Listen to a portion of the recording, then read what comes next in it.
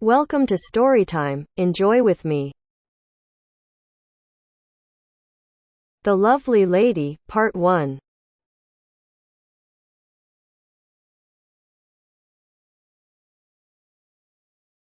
Pauline Attenborough was 72 years old, but she looked much younger. When a soft light shone on her, she could look as young as 30. She had a lovely figure and face, and her nose was a very good shape. Only her big grey eyes made her look older. Pauline had left her husband, Ronald, many years ago. Pauline and Ronald had had 2 sons, Henry and Robert. Henry, the older son, had died when Robert was only 10. Now Robert was 32. He lived with his mother and worked as a lawyer in London. Robert Attenborough did not earn very much money, but this was not a problem. His mother was a rich woman. Pauline's niece, Siss, also lived in the house. Her father, Ronald Attenborough's brother, had died 5 years ago. Siss had no money or home of her own. She needed a place to live, so she depended on her Aunt Pauline. Siss was a big young woman, with dark hair and eyes. She was very shy. She was in love with her cousin Robert, but she had never told him this. Robert was also very shy. He had no confidence in himself. Pauline, Robert and Siss lived together quietly in a lovely house about 25 miles from London. The house was surrounded by pleasant gardens. It was the perfect house and the perfect life for Pauline. Every day, Robert went to work in London. Then, when he came home, the 3 of them, Pauline, Robert and Siss, ate dinner together. During dinner, there were always candles on the table. Pauline liked candles because the soft candlelight made her look young and beautiful. The soft light shone on the skin of her bare arms and the soft material of her dress. Pauline shone with happiness. She looked like a beautiful woman of only 32 or 33. After dinner, they had coffee in the warm drawing room. The room was full of lovely furniture. For many years, Pauline had collected furniture and beautiful, unusual pictures from many different countries. She had sold these things to museums for a lot of money. This had made her a rich woman. Pauline, Robert and Siss chatted together pleasantly. Their conversation was always simple and bright. Then at 8:30, Siss carried the tray of coffee things out of the room. Robert always stayed and continued chatting to his mother. He always listened to everything that she said. At the side of the house, there was a large courtyard. Siss had a flat just across the courtyard, above the old coach house and stables. Several years ago, a carriage and horses had been in these buildings. Now Robert kept his car in the coach house. Siss did not always go to her flat after dinner. In summer, she sometimes sat outside in the large garden. She listened to Pauline's laughter coming from the drawing room. In winter, Siss put on a thick coat and walked through the garden and down to the little bridge over the stream. She liked to hear the water running under the bridge. She would look back at the lighted windows of the drawing room, where Pauline and Robert were so happy together. Siss loved Robert. "I believe that Pauline wants Robert to marry me when she dies," she thought. "But Robert is very shy. Perhaps his mother won't die for many years. By that time, it will be too late. Robert will be just an empty man who never enjoyed his life." Sometimes, Siss stayed in the dark garden until about 10 o'clock, when she saw the light go on in Pauline's bedroom. Robert usually stayed in the drawing room for another hour, then he would go to bed too. Siss, standing in the garden, wanted to go to him. She wanted to say, "Oh, Robert, "This is all wrong." But she could not do this, because Aunt Pauline would hear. So she went to her own rooms. In the mornings, Robert went to London at about 9 o'clock. Pauline rested in bed. She came downstairs at lunchtime. Sometimes she did not leave her bedroom until tea time, but she always looked fresh and young. Pauline always had a rest in the afternoons. When the sun shone, she liked to lie outside and bathe in the warm sun. Behind the stables there was a second, smaller courtyard, which was surrounded by trees. The sun shone right down into this little courtyard, so it was a perfect place for sunbathing. Here, Siss put a chair for Pauline to lie on, a large umbrella and blankets. If the sun became too hot, Pauline could lie in the shade of the umbrella. One afternoon, Siss decided to sunbathe too. She found a ladder and climbed up onto the flat roof of the stables. Then she lay down on a blanket in one corner of the roof. The sun shone brightly here, and it was very hot. Siss was above Aunt Pauline, who lay in the little courtyard below. But Pauline did not know that Siss was on the roof above her. It was lovely lying in the warm sun and air. The warmth of the sun on her legs and arms made Siss feel comfortable and relaxed. Suddenly she heard a voice speaking softly, and her heart jumped with fear and shock. "No, Henry dear," said the voice. "It was not my fault that you died instead of marrying Claudia."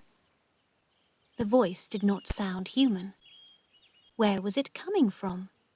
There must be someone on the roof.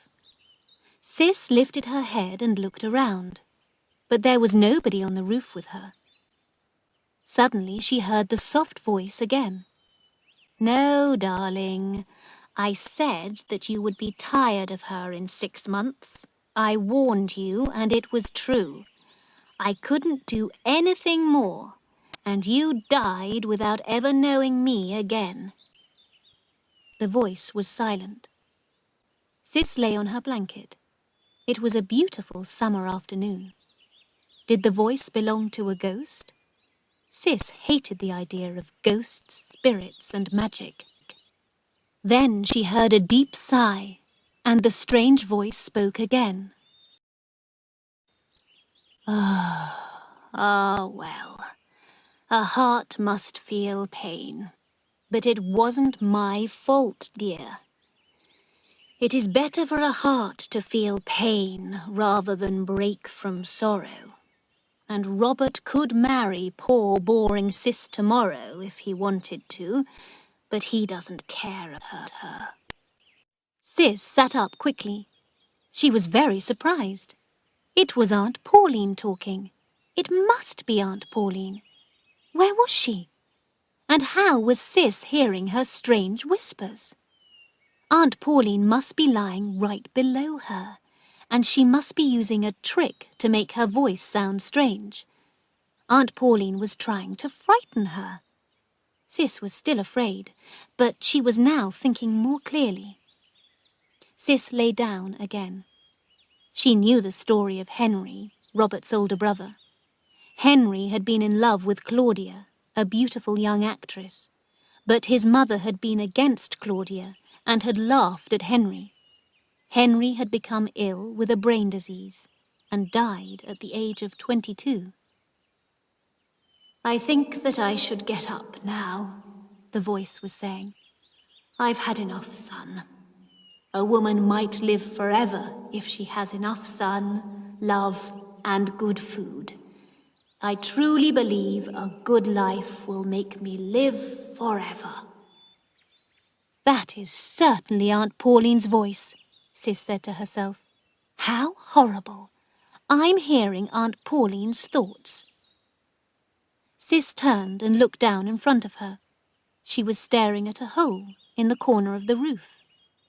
The lead gutter, the pipe for taking away the rainwater, went down into this hole. The water then came out of the rain pipe near the ground. Suddenly, A sigh and a whisper came out of the hole. "Ah, well, Pauline, get up. You've had enough sun today." Now Siss understood. Aunt Pauline was lying below her, and the rain pipe was carrying her voice up to the roof. Aunt Pauline was speaking her thoughts aloud. She did not know that the sound of her voice was going up to the roof. So Aunt Pauline was feeling guilty about Henry's death. He had died, and she thought that it was her fault. Siss believed that Pauline had loved her big, handsome son, Henry, more than she loved Robert. Henry's death had been a terrible shock for Pauline. She only loved Robert because Henry was dead. Siss put on her clothes, picked up her blanket, and carefully climbed down the ladder. As she went down, she heard her aunt calling, "All right, Siss?" The lovely lady had finished sunbathing. She was returning to the house. Siss went into the small courtyard. She picked up Pauline's blankets and the chair and put them in the house. Then she looked for the opening of the rain pipe. She found it in the corner of 2 walls of the stable building.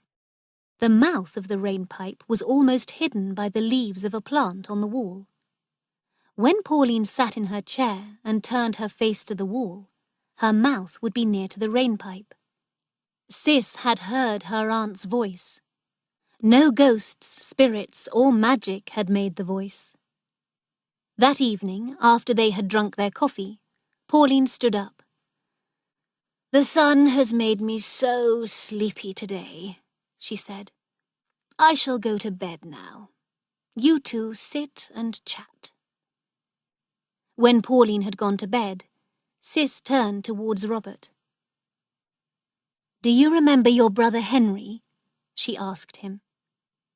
Robert looked at her in surprise. "Yes, very well," he said. "What was he like?" asked Siss.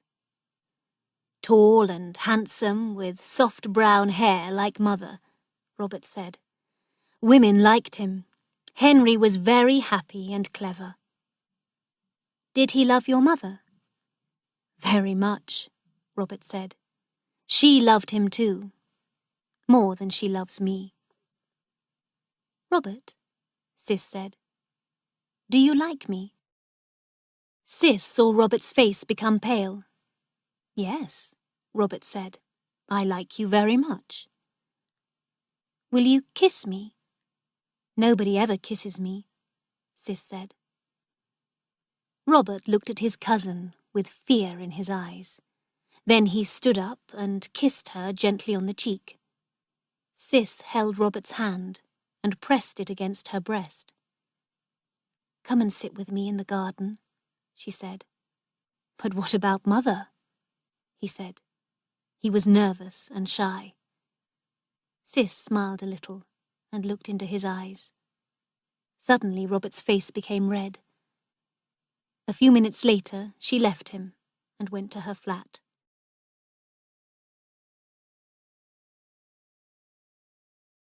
To be continued.